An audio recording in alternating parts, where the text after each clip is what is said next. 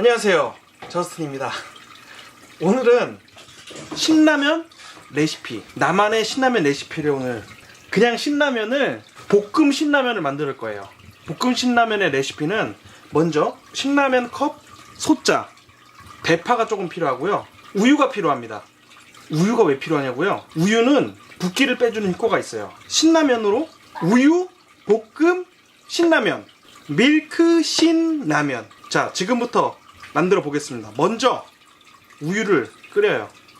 아니. 내가 찍어줄게. 예, 먼저 우유를 끓여줄 거예요. 면이 익을 정도로만 우유를 끓일 거예요. 우유로 끓인 라면 먹고 싶어요, 어린이 친구? 아니에요. 신라면을 볶기 위해서 기름을 두릅니다. 기름은 좀 많이 둘러줘야 돼요.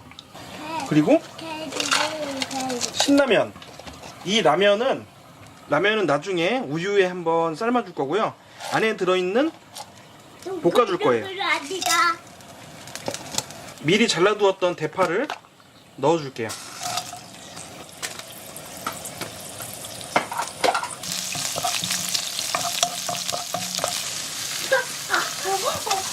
신라면 스푼은 하나 다 들어가면 짤 거예요. 물이 없기 때문에. 그래서 신라면 스푼은 절반만 넣어줍니다.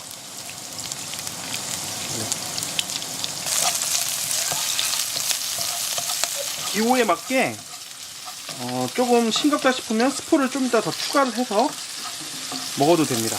이렇게 적당히 기름이 만들어지면 라면을 살짝 데워줄게요.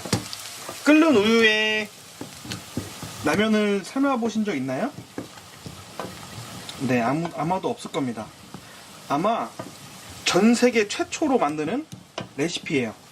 아마 조만간 신라면에서 협찬 광고가 들어올 것 같아요.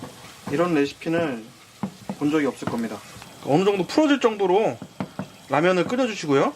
면이 풀어진다 싶으면 그때부터는 다시 면을 볶을 거예요.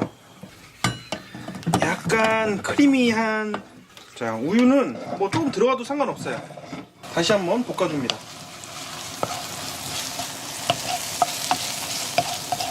네, 이번에는 면이 다 익을 때까지 볶아줘요.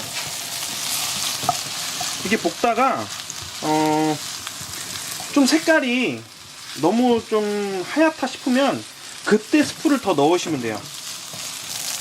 아까 절반만 사용했던 스프를 이렇게 조금 넣어주시고 또 다시 볶아줘요.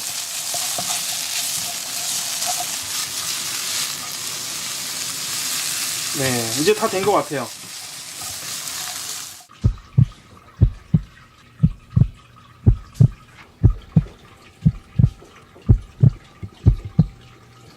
맛을 한번 볼게요.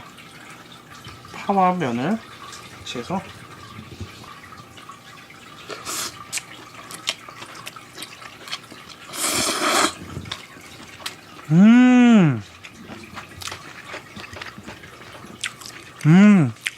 농심신라면